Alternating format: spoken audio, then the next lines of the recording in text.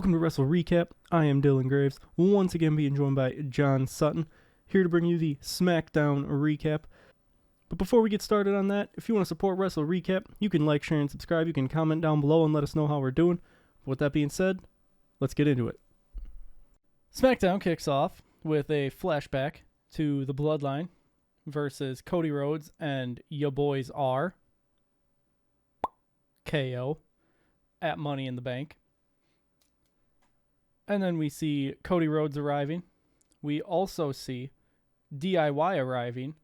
And we're told that they will face A-Town Down Under in a rematch for the WWE Tag Team Championships.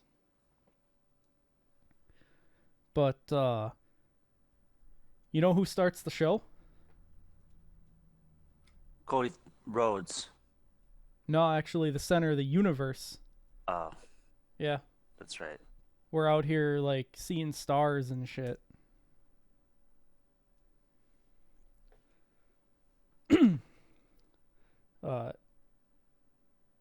Tiffany Stratton comes out, and she says that at Money in the Bank, she officially, my bad, already screwing up and 100% leaving this in. At Money in the Bank, it officially became Tiffy time when she climbed the ladder to grab the briefcase and become the youngest Miss Money in the Bank in history. That also made... And it's sad to think that Jericho made this and he has never won it. Right? That's often been talked about. Like, this was Jericho's idea, but he's never gotten the tap to win it. When CM Punk has won it twice, and I'm pretty sure that him and Punk don't necessarily get along. Like, probably not anymore. I gotta be honest, I just assume that nobody likes CM Punk backstage that's been in the business since he was in it before. Like, I just assume that anyone that was around when he was in WWE the first round does not Cena. like him. I mean, does Cena even like him?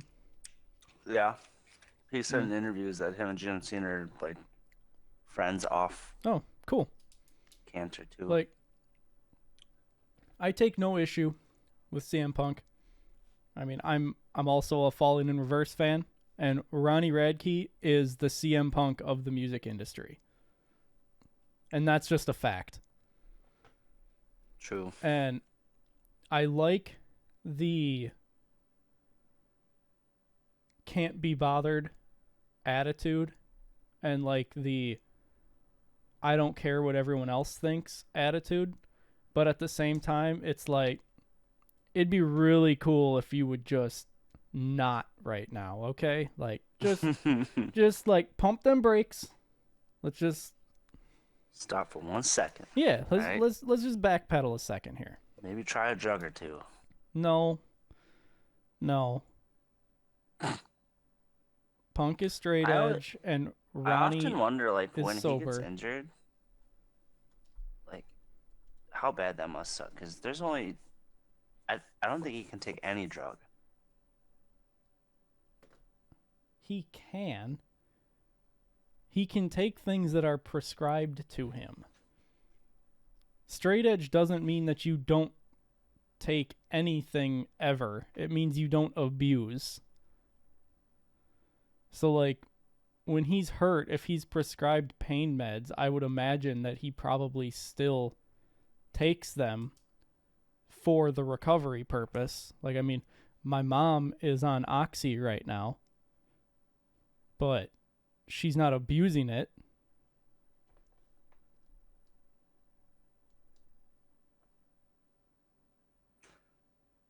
Well, to be fair, I had Oxys when I had my surgery, and I refused to use them. Why? Because not my current mother, my birth mother was an addict. So I was like, I don't know how easily I could become addicted. So I mean, you could have. If you were afraid of getting addicted, you could have mentioned that to the doctor, and they maybe would have figured something else out, like something less. I've never done it before either, though. So I was like, it gotta be Because Good. I took it and I literally didn't really feel anything. So I'm like, how the hell do people get addicted to this stuff? I mean, I've definitely, like, now that my mom's had to have this surgery with her knees, like, my knees have been crap my whole life. So I just assume that I'm probably going to have this surgery in the future. And it's like, I already know that I get addicted to things quite easily, but also not at the same time. Like, if I set my mind to it, I can make sure that I don't get addicted to something. But at the same time, the fact that I can get addicted gives me that concern of, if I have to have a major surgery that would put me on a prescription pain or like a prescription opioid, I don't want to get addicted to that shit. Like, I don't even like taking Tylenol. Oh, dude. Tylenol, the only time I take that is when I have a hangover. No, like, the only time I will deal with a headache. But when it's a migraine to the point that my eyes hurt and it's starting to fuck with my vision, that's when I got to draw the line. And it's like, okay, I know the Tylenol is not gonna get rid of this. The only thing that's gonna get rid of this is time. But I gotta at least take the edge off so that my eyes don't feel like they're about to, like, burst out of my head. Yeah, I don't even like taking drugs when I'm sick. I usually like let my body fight it. I ain't no wuss. Let my body do the work. Strong Yeah. like ox. Ooh. And then I end up taking drugs because I just can't take it anymore. And then I cave and Hey, I last for have at a least good one time. good day before I'm like, you know what? Not worth it. Drugs aren't that bad. Turns out drugs are pretty fucking great. But I love being addicted. no, like, I typically get a migraine probably twice a month. And I don't know if that, and like, when I say migraine, I know the difference between a migraine and a headache. So, like, I get a migraine probably about twice a month. And usually I can manage because it's for a day and then it's gone. Like, I don't do much that day. And I'll take Tylenol, take the edge off. I mean, it ain't going to make it go away, but it's going to make it tolerable. It makes it just like any other headache then. Makes like any other Monday. I mean, not for me. Dude, I hardly ever drink as I'm sitting here drinking. But not like the two drinks that I've had this week, because I was drinking, what, Monday or Tuesday when we recorded? One of our last recordings, yeah. Before that, I guess I did have one old fashioned last week. But, like, if I even have a drink over the course of my 4 days off, it's rare. So, like, the fact that I've now this is my second time having drinking in the 4 days off stretch, that's even rarer. Even a rare. Yeah, rarer is such a weird word. There's too many R's in it. We need to, like, just cut some of them out. Just be like, that's rare. Like horror. Horror. Yeah. Too many R's. Just horror. Boy, we're on quite the tangent again. Yeah. Anywho. Anyway, why don't we take it from the top, shall we? God, not again. Stratton says that Trish may have been the hometown host, but she was the real star of the show. And she calls out all three women's champions and says that they better keep their heads on a swivel because their title reigns are all on Tiffy time. Her time is now. If you want some, come get some. Oh, wrong person. Wrong person. Sorry. And it's the last time is now. Teardrop. Drops of tear sheds from my cheek. But I thought it was interesting that they had her call out Roxanne Perez as well. Because, like, who was... Didn't somebody cash in Money in the Bank on an NXT title? I feel like that happened. Yeah. Wait.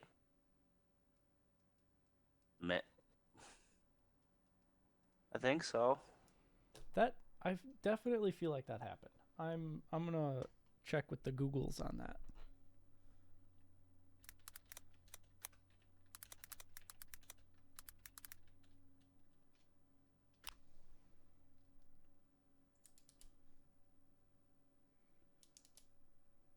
Wikipedia still can't be sold. Well, guess what? I'm still not donating.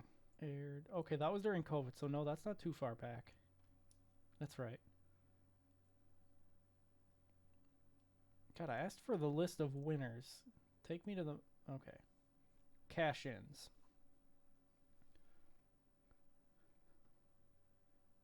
John Cena being the first to lose. What a loser. Man will never amount to shit.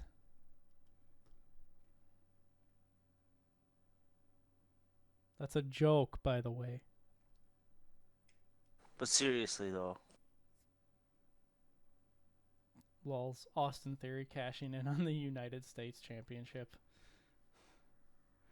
What a loser. So maybe not. That's only the men's. Checking the women's now. Yeah, nobody's cashed in on NXT. So it could happen. It could happen. But I don't think Tiffany Stratton goes back down to NXT. I think that Roxanne Perez holds the title until they finally decide who is going to take her place as like the flag bearer of the women's division in NXT. And at that point, she moves up to the main roster.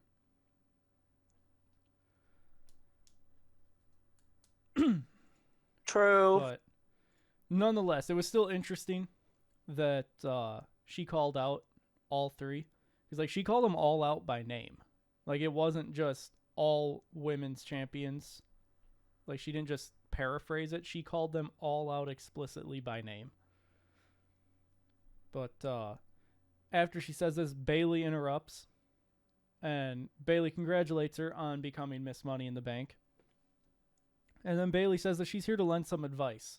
Because she also won Money in the Bank back in 2019. And guesses that Stratton didn't even know what WWE was back in 2019. Oof. Right.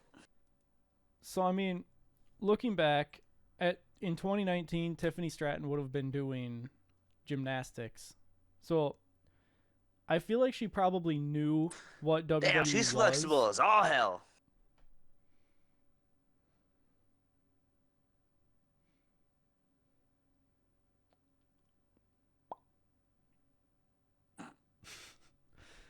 I feel like she probably at least knew like what WWE is, but I'm assuming that she probably didn't know how bad of a gymnast she was. But I'm assuming she probably didn't know like the ins and outs of the business, obviously. Yes, double E, where the failed gymnasts go to strive. But Stratton comes back with 2019. Wasn't that like a million years ago? Damn, girl. You're only 2 years younger than me and making me feel old as shit. Shut up, bitch. Yeah. Shut up, like, bitch. Fuck. She's only 2 years younger than me, 4 years younger than you, and making me feel like I'm like 60. Like, damn. Does feel like a lot longer since COVID. Stratton says that she's 3 years into this business and already the youngest Miss Money in the Bank in WWE history, while Bayley was at home probably eating potato chips without friends.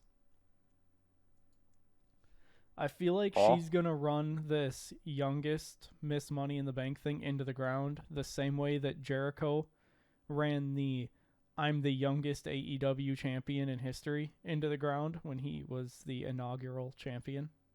And the youngest Or how he beat The Rock and Stone Cold on the same night.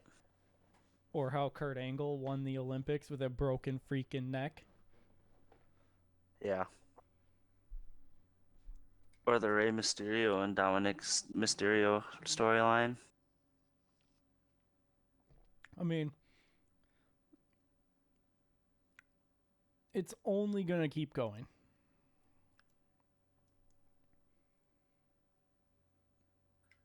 I mean, I can name more examples, but...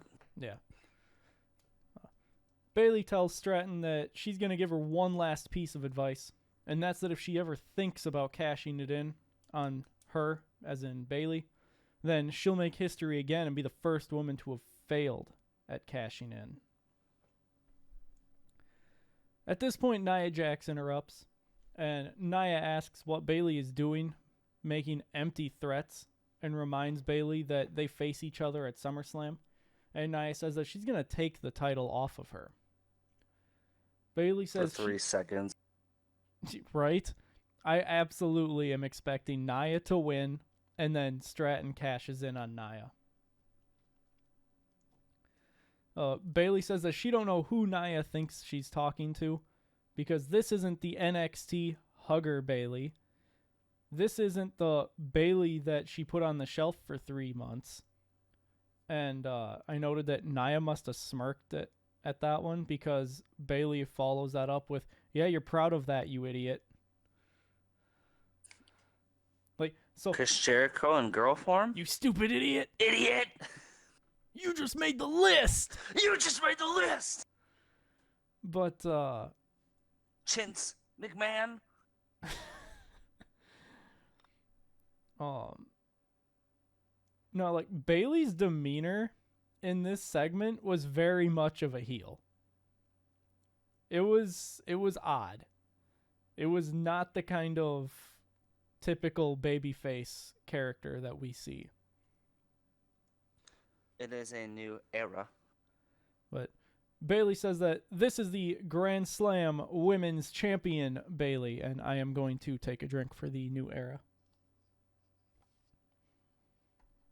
I was waiting for it. Yeah. She's the Royal Rumble winner, the WWE Women's Champion. And she's the same Bayley. Double E. And she's the same Bayley that's going to embarrass Nia at SummerSlam. Bro, I wanted the huggers back. The Bayley Buddies. Yeah, the fact that we didn't get the Bayley Buddies back at Mania, such a shame. Weren't we supposed to drink for that if they came out? Yeah. Wasn't it like a finish your drink if the Bayley Buddy or the wacky wavy arm flailing inflatable 2 men come? I mean, that match had so many things that we all thought were going to be hits that everyone would have just been completely blitzed by the end of that match. Yeah. And then I don't think any of them happened. Probably, I don't think so. Bayley finally addresses the fact that Nia and Stratton are being friends right now. But what if Nia wins at SummerSlam? Is Stratton going to cash in on her? Stratton cuts her off and backs up behind Bayley. Not sure why they had Bayley just be dumb enough to stand there with her back to Stratton, though. Nia says she knows that she's not the hugger Bayley and asks if she's BBL Bayley now. Come on, Bayley's been caked up since NXT.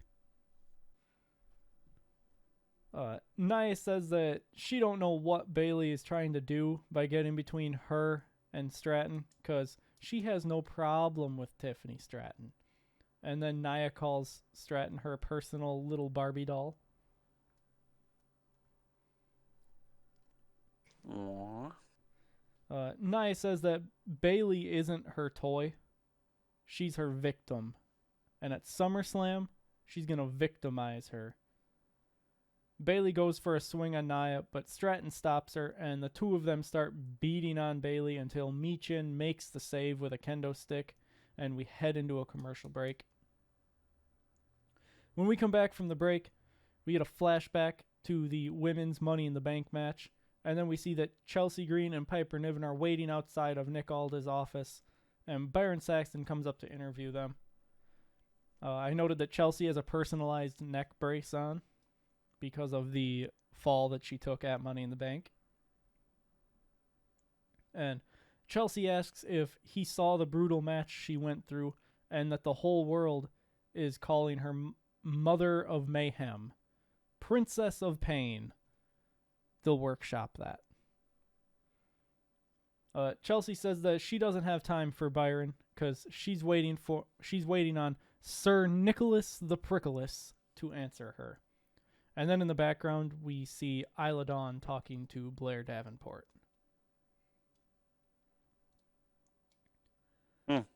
We then head back down to the ring where a match has been made official of Nia Jax taking on Mi Chin. And Tiffany Stratton is in Nia's corner. And for whatever reason, I put Naomi in Mi Chin's corner, but it was Bayley.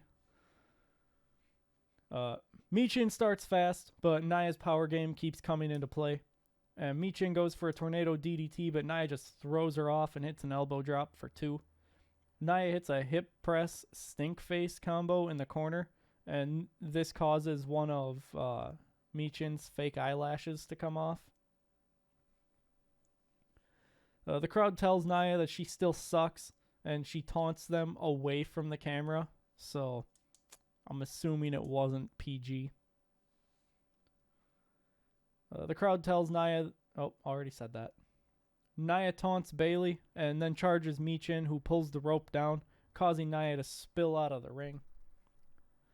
Mi Chin goes for a kick from the apron, but Nia catches it and drops her onto the apron, and we head into a commercial break.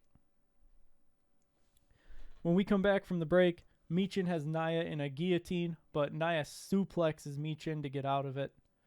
Mi Chin dodges an elbow drop and starts to fight back. Mi Chin hits a Hurricane Rana and a shotgun drop kick, followed by a cannonball for 2. Mi Chin goes up top, but Nia gets her and hits her with a forearm before throwing her to the mat. Mi Chin dodges a senton, and then Tiffany Stratton puts the kendo stick that Mi Chin had brought down onto the apron and starts distracting the ref. With the ref distracted, Nia gets the kendo stick, but then Bayley goes over to take out Stratton. Mi Chin hits another shotgun drop kick on Nia, causing her to drop the kendo stick but not fall to the ground. Mi Chin follows that up with a tornado DDT for a near fall.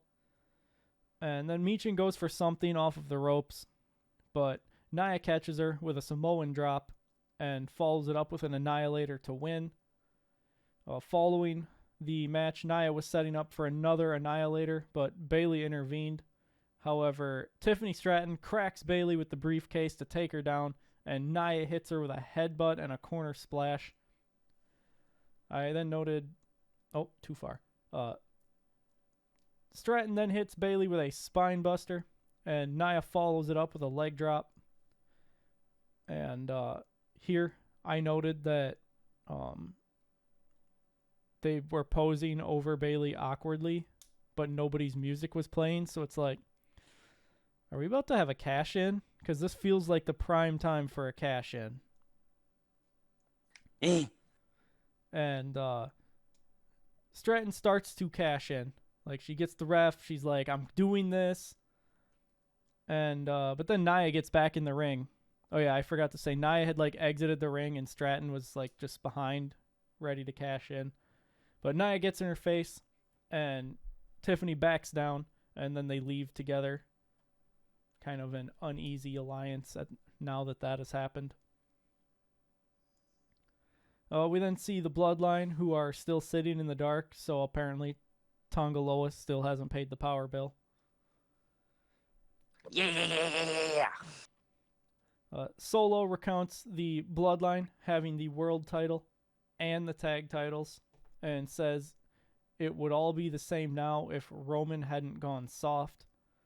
Solo says it takes a real tribal chief to stay on top, and that's why he's here. He built a new family, a more powerful family, a hungrier family. And at that point, I'm like, dude, catering is right backstage. Just go eat. Seriously. A more aggressive family. Solo says this family will rule for decades as long as he's the tribal chief. And by the end of tonight, everyone will acknowledge him.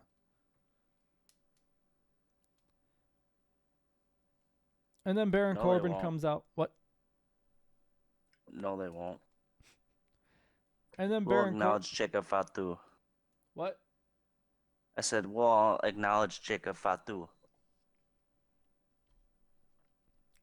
Baron Corbin then comes out for his match as we head into the commercial break. When we come back from the break, we get a flashback to the men's Money in the Bank match before we see an interview from earlier in the day where Byron Saxton sat down with Andrade. But Carmelo Hayes interrupts the interview pretty quickly into it. Andrade tells Melo that he didn't call himself the MVP, but the people have spoken. And I thought it was kind of ironic that they had this interview and touched on this because we actually talked about how Andrade kind of stole the show. Thankfully. Melo says that as a first-round draft pick, he should be treated better, and reminds us that he pinned Randy and almost beat Cody on his first night. But you weren't even close to beating Cody. I mean, there were times where it seemed like they might actually have Cody take the L. Not superhero Cody. Andrade asks Byron what the question was, and Byron says the question was, what's next for Andrade? Andrade points to Melo and says, him. No, you said it wrong. It's him. Him. So Goldberg's going to be upsetty because people out here telling us who's next. Carmelo Hayes scoffs at this and just walks away. And then we head back down to the ring.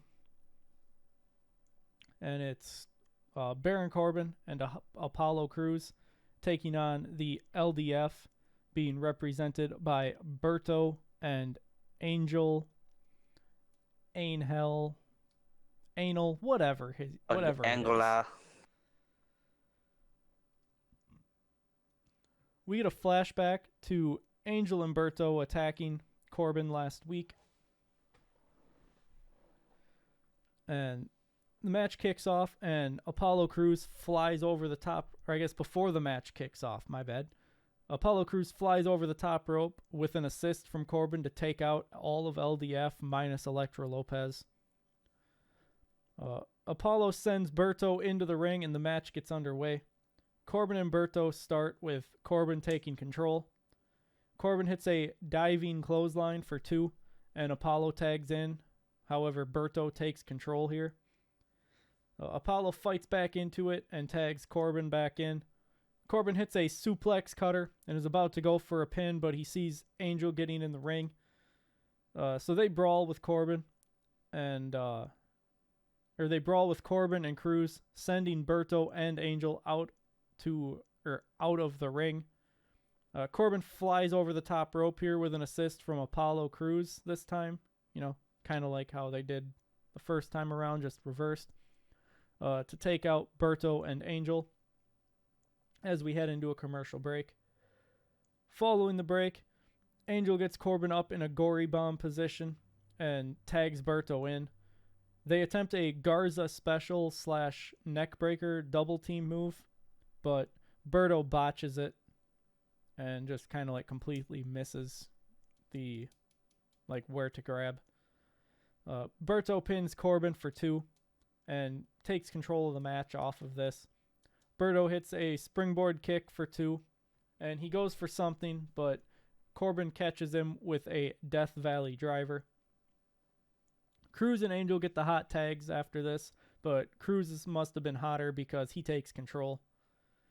Crews hits a triple German suplex and a corner splash, followed by a diving crossbody for 2, with Berto making the save. Corbin comes in to go after Berto, and Berto ends up throwing himself out of the ring.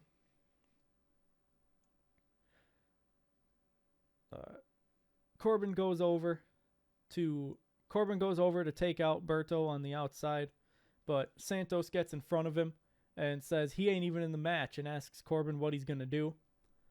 So Corbin shows him what he's going to do. He just drops him with a punch and then clotheslines Berto into the timekeeper's area.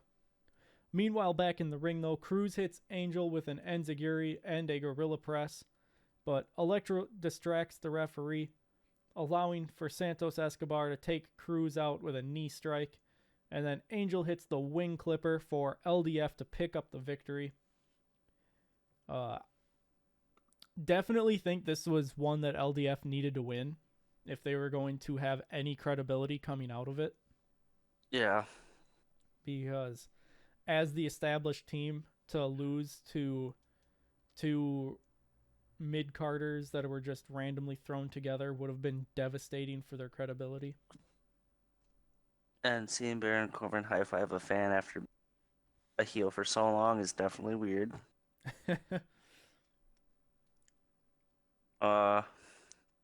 So who has more credibility, AOP or LDF. Phantasma? LDF, 100%. Hear that, WWE? Get rid of AOP. Get rid of the Final Testament. I mean, I think AOP's at least held tag titles. They have. So, I mean, there's that. Just get rid of that. Just get rid of Karrion Kross. You know, just get rid of the whole Final Testament. Please. Even Scarlett? She can stay. For views only. No talking, no wrestling. Just there.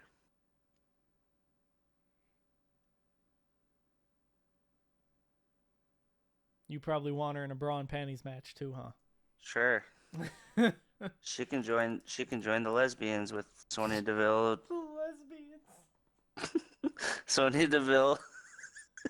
I thought we agreed their team name was the Carpet Munchers. Okay, sorry, the Carpet Munchers. Jesus Christ, we are almost an hour into recording and we're like only halfway done with this. I know, and I gotta leave soon. What time? 5:30? Like 5:45. Oh, we'll be done before then. Alright. We then head backstage again, and we see that Chelsea and Piper are still waiting outside of Nick Aldis' office.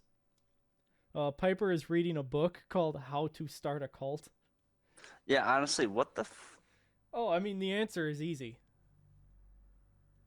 You're probably not going to be a fan of the answer, because I know how you are, but the correct answer for how to start a cult is form a church.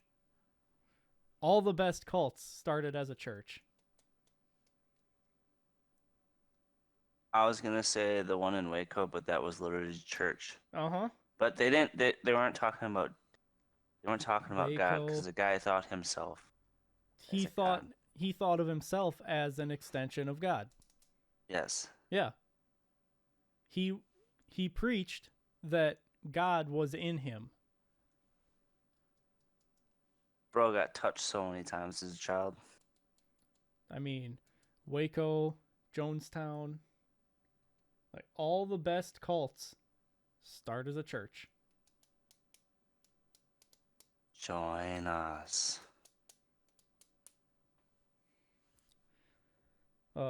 Kit Wilson is about to go into what the started sounding like John Laurinaitis there for a second. People power! Started sounding like John Laryngitis. I got the laryngitis. Motherfucker, why did it just sound like a four-wheeler went past my house? Probably because a four-wheeler went past your house. I mean, it shouldn't. It's not legal on that road. What is it then? I don't know what it is. I'm not looking. And it's already gone up the hill.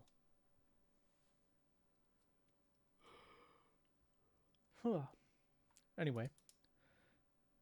Kit Wilson walks up and he's about to just walk into Nick Aldis' office. I love the energy of not caring about the fact that there's clearly a line started. He's just like, we're more important. But as he's reaching for the handle, Chelsea slaps his hand away. And I commented, why do Pretty Deadly and Green and Niven seem like the stable we didn't know we needed? Seriously, though. Like, the four of them together, man, the like backstage segments would be that's why she's reading amazing. hard to start a cult, and they're going to be perfect candidates. Maybe it's a cult about musicals. Yeah. But I mean, like, these four together in backstage segments would be great. Kind of like the Fandango and, Yeah, the Fashion Police. yeah. I forget who the other one was. It was Fandango and somebody else. I keep wanting to say John Morrison, but that's not right.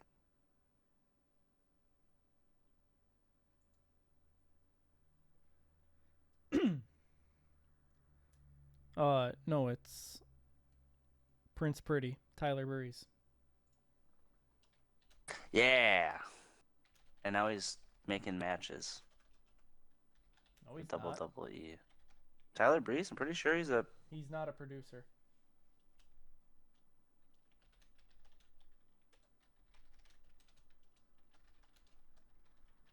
Oh, he's just signed to Up Up Down Down.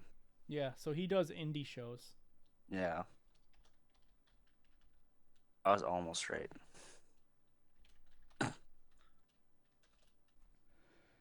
Elton Prince apologizes and says that they really need to speak with Aldis to get the budget approved for Pretty Deadly, the musical. Chelsea calls them the Sparkle Sisters and tells them that there's a line and to get in the back of it because no one is getting in before her. Except someone clearly got in because LA Knight comes out at this time. Yeah! And I noted that he seems to have a contract in hand. For the World Heavyweight Championship. I mean, I'm sure it'll come up. Like, certainly that'll come up in a few moments, you know? Like, because he's headed down to the ring. We see that, so I'm sure that the thing in his hand will come up. It'll be fine. We'll figure Where's that the out. Slim Jims? Right? Bro, ever since WrestleMania, it's been Yeah, I think non-existent. Well, I think the whole He Who Shall Not Be Named ordeal caused Slim Jim to pull out of the arrangement. I think that's what it was. But Chelsea asks if Nick is busy, and I added in here that I think LA Knight gives Nick a homie drop because he tells Chelsea that he's got a few more things to do, so he's going to be busy for a while yet. And then LA Knight starts heading out to the ring, as I previously said, as we head into a commercial break. On the other side of the break, we're backstage in the locker room, and we see Cody Rhodes, and Randy Orton sits down next to him and takes a good old look at that title. Randy says that he heard what Solo said, so he figures that Cody is going to find himself in the ring with a bunch of Samoans tonight. Except only half of them are Samoan. Tama and Loa are Tongan, which is different, and it's literally in their names. It's not that hard to just say that he's going to find himself with the Bloodline. Randy says he knows that Cody don't want him out there with him because he's dumb. But if things go sideways, he'll be out there because he always has Cody's back. Lulls till he turns on him to challenge for the title.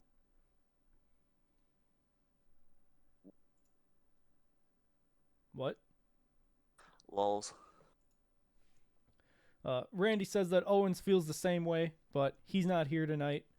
because his family needs him more than they do. Randy tells Cody to give the big, ugly Samoan a piece of his mind and says that everything comes to an end.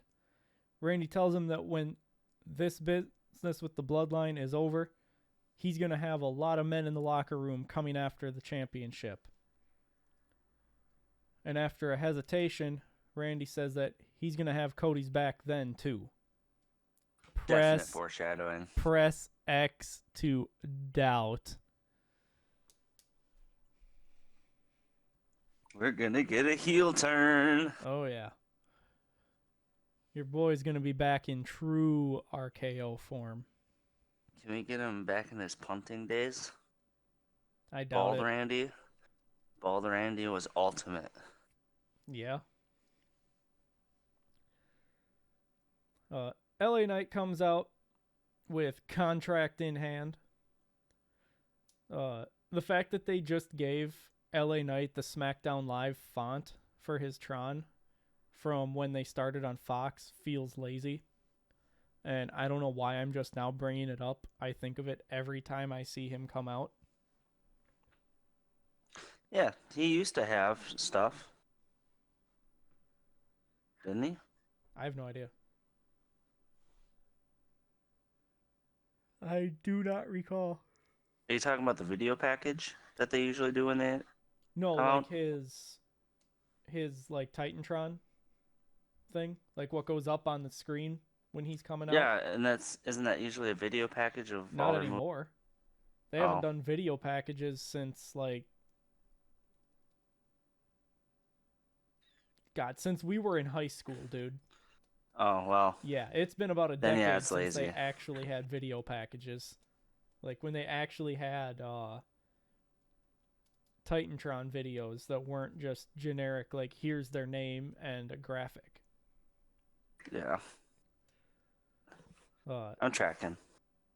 LA hits him with the, let me talk to you. Yeah! LA says he ain't gonna complain and cry. He got dumped from the ladder and someone else got the case. So he was thinking, Money in the Bank contract or not, it makes no difference because he's the walking embodiment of Money in the Bank. Yeah. Yeah. LA Knight says that everyone saw him move on to Money in the Bank, but let's look deeper. He also pinned the U.S. champion. We see a clip of that. And Knight tells us that what he has in his hand is a contract for the United States Championship at SummerSlam. And he says that it's already been signed by Nick Aldis. And he just so happens to have a pen in there. He signs it right quick. And he says the only missing signature is that edgelord Logan Paul.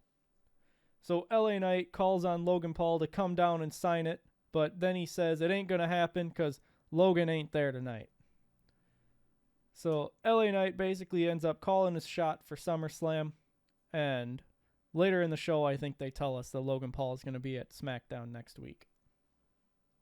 But following this, we get a vignette for Blair Davenport, who then comes out for her match before we head into a commercial break. Following the break, we get the flashback to John Cena announcing his retirement at Money in the Bank.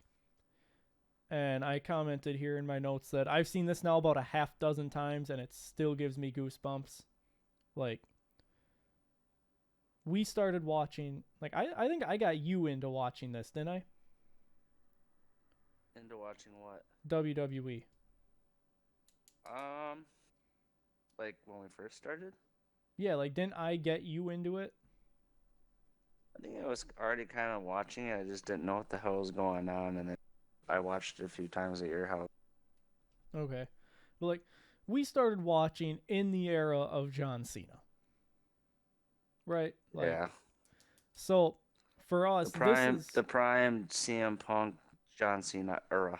Yeah, like I've said before, I can recall the first episode of Raw that I actually watched live in real time was the episode where CM Punk was starting the initiations for the new Nexus. And Husky Harris later became Bray Wyatt, for anyone who might know who that was. Husky Harris got whipped. Like, literally whipped with belts in that episode. And I remember watching that, and it's like, what is going on?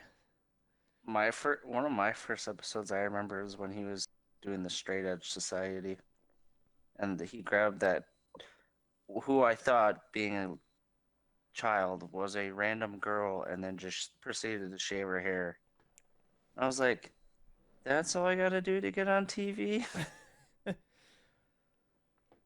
The worst part about that whole ordeal is, I think her name was Serena. Correct. But, well, stage name Serena, yeah. Yeah. She got spotted in a hotel drinking. So then they got the video feed from the hotel, like from the security cameras, and used that to kick her out of the Straight Edge Society. Fun fact, she's an actual wrestler too. Yeah, I know. But she never wrestled in WWE. No. Anyway, it's now time for Blair Davenport versus Naomi. Blair takes control to start, but Naomi fights back and hits a leg drop for a near fall. Blair starts to fight back, but Naomi gets her with the suspended stink face. I'm not exactly sure what it's called. The thing where she like gets their head between her legs while she's holding onto the top ropes and like shoves their face into her ass and shakes it. You know. I want that to happen to me. I was going to say, you know, that thing you want her to do to you. I mean, her husband's going after mommy. No. Wait. Wrong one. Dude, they're similar. Counts. Wrong one. I am 99% sure that's the wrong one. Which, whatever. Yeah, wrong one. She's married to Jay. Jay isn't even in the picture. Bro Jimmy. can't even stand. Jesus Christ, I up. She's married Bro to can't Jimmy. even stand the map. Did you just send me something? No. Oh no, that says 1 hour ago. I just heard my phone vibrate, and the first thing that popped up was that you sent me an attachment. Oh. I'm like, is this fucker just scrolling Facebook while we're doing this? I could be. Anywho. She's doing that thing I like. Yeah, she's doing that thing you wish that she would do to you. Yeah. Naomi then hits a drop kick in the corner and hits the split leg drop for 2. I also don't know if that's what it's called, but she's literally doing the splits into a leg drop, so that's just what I've started calling it. I want her to do that to me. Yeah, you want her to do that to you? Yep. Right across the face? Yeah! Oh, I am not going to enjoy having to edit this one. There is so much stuff to edit in this video. Or this recording. Anywho, we got like 15 minutes, so we gotta get going. Oh, shit. Blair starts targeting the taped up arm of Naomi and hits a double stomp to the arm before posting Naomi on the outside as we head into a commercial break. When we come back, they trade suplex attempts before Blair hits a kick for 2. Naomi fights back into it and hits a jawbreaker and a Hurricane Rana DDT thing for a near fall. Naomi goes for the split leg moonsault, but Blair counters it and hits a big stomp for 2. Blair goes for a suplex, but Naomi rolls her up for 2, and they trade roll-up attempts about a half dozen times. Naomi hits a knee and a sit-down bomb thing before turning it into a jackknife pin to pick up the win. I noted that I'm not sure what we're doing here because Blair Davenport is now 0-2 since being called up. So, like, did she get heat backstage? Like, is there a reason that we're making her just lose everything? Probably an angle for something, I don't know. I mean, it can't be like an angle for a heel turn because she's already heel. No, but it could be like she's getting angry and she's gonna go on this rampage. She's already supposed to be doing that. She ain't doing it yet. Well, get better. Do Come on, gooder. do something. Poke it with a stick. Come on, do something. We then get a flashback to DIY winning the tag titles last week, and A-Town Down Under come out for their match. We're told that next week... Oh, there must have been a commercial break in here after A-Town Down Under comes out. I must not have put that in, because that's a long span of stuff to not have a commercial break, and they like to do their commercial breaks after people come out for a match. I don't know. Maybe there wasn't. Nonetheless, we're told that next week, Logan Paul will respond to LA Knight, much like I said earlier. And we're also told that Andrade will take on Carmelo Hayes, which was also alluded to earlier. We then head backstage, and we see Jade and Bianca as they praise Naomi for her win. They talk about getting their tag titles back, and we see the line outside of Nick Aldis' office in the background, which comes into play. Jade says that they were going to try to talk to Nick about it, but he ain't even here. Lols. Chelsea and Piper hear this and storm into his office, while Pretty Deadly just storm off out of frame. Jade and Bianca say that they're heading home, and they leave. Sure, nothing bad'll happen now, right? Nothing bad could ever happen. Blair Davenport walks up and says that she doesn't want any trouble. She's just here to say that the best person won and offers a handshake. Naomi accepts the handshake, albeit begrudgingly, and then Blair walks away. After this, Chelsea and Piper come out of Nick's office, and Chelsea tells Naomi that if she's looking for Nick Aldis, he's not here. Thanks, we already knew that.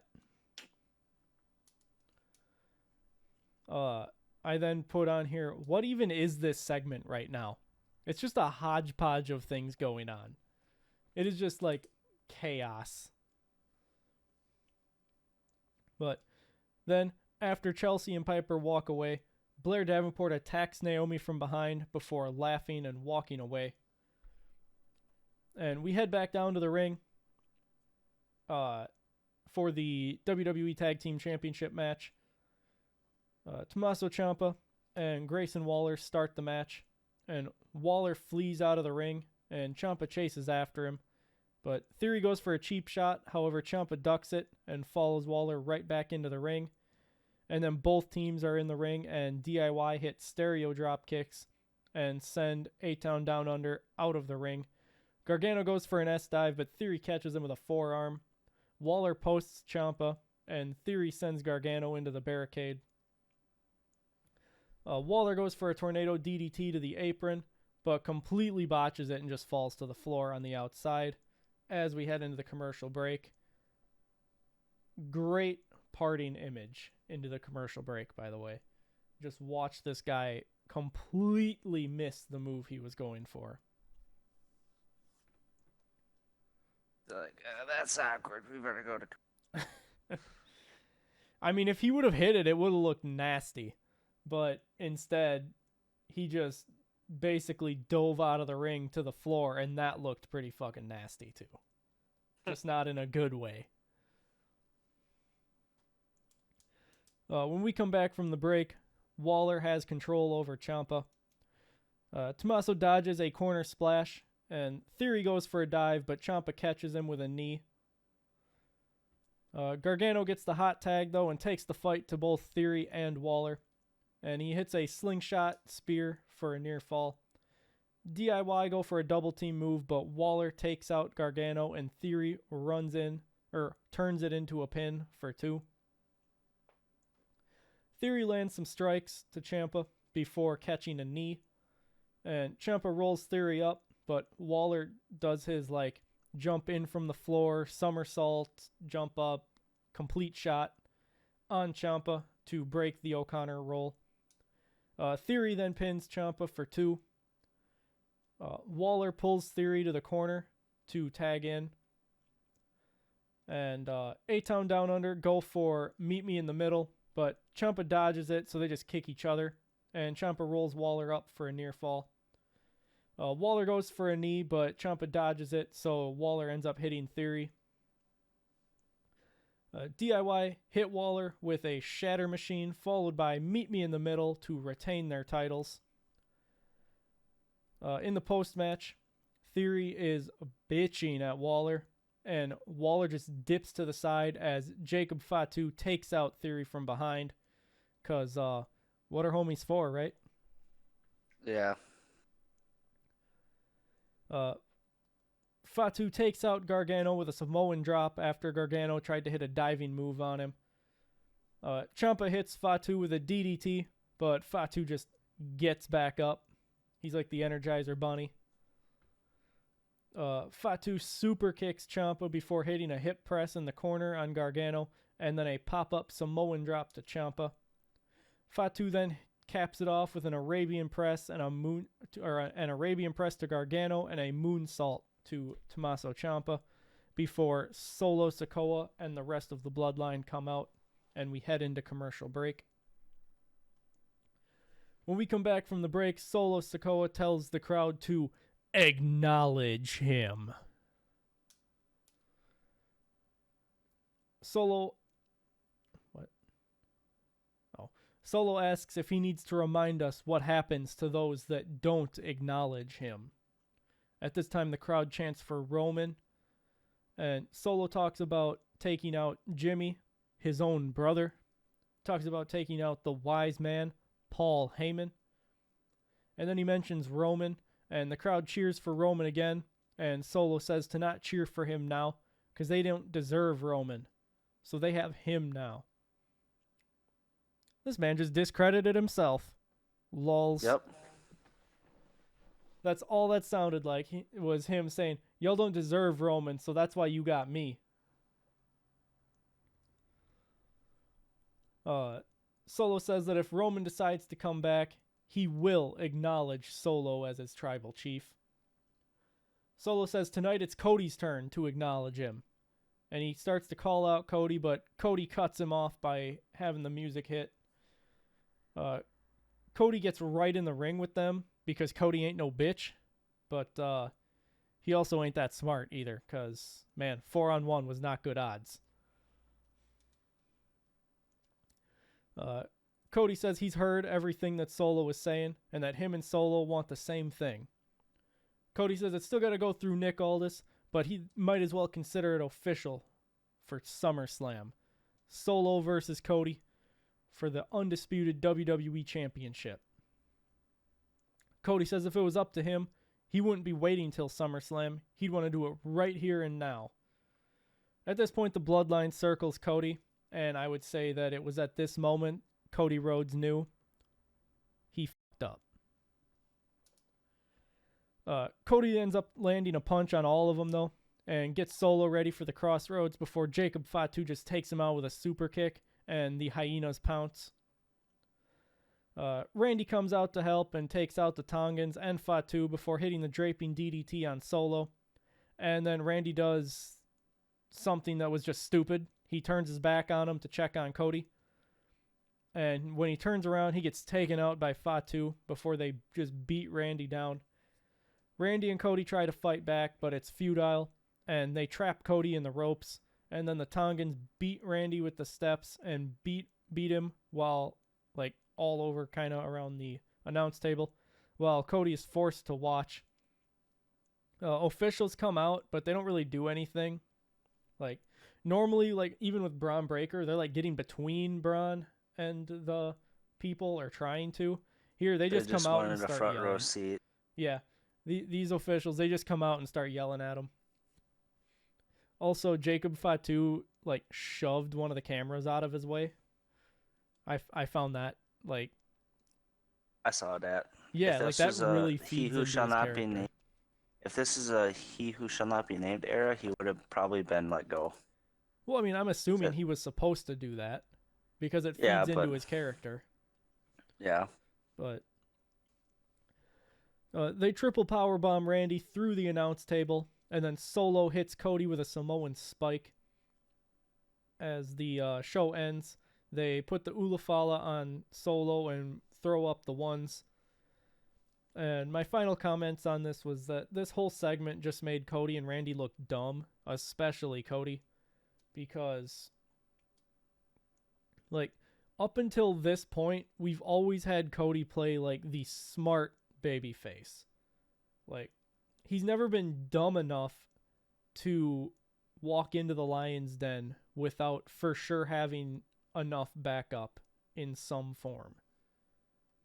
Until now, where he's just like, 4-on-1, most dangerous version of the group that's ever existed. Yeah, I'll be fine. Yeah. But overall, a decent enough show. Had decent enough matches. I mean, A-Town Down Under and DIY tore the house down like they usually do. I think those two teams have really good chemistry with each other. And then Jacob Fatu literally tore the house down. I mean, yeah, that Jacob AJ style Fatu built. just cleaned everybody up. What else was on here? I mean, even the Corbin and Cruz match versus LDF wasn't horrible, but it had that botch from, what was it, Angel? One of them. Yeah. So, yeah. All in all, a decent enough show. That concludes the SmackDown recap. Once again, I've been Dylan Graives. He's been John Sutton. This has been WrestleRecap. If you want to support WrestleRecap, you can like, share, and subscribe. You can comment down below and let us know how we've been doing. You can click on the video. Should be floating on your screen somewhere. But until next time, goodbye.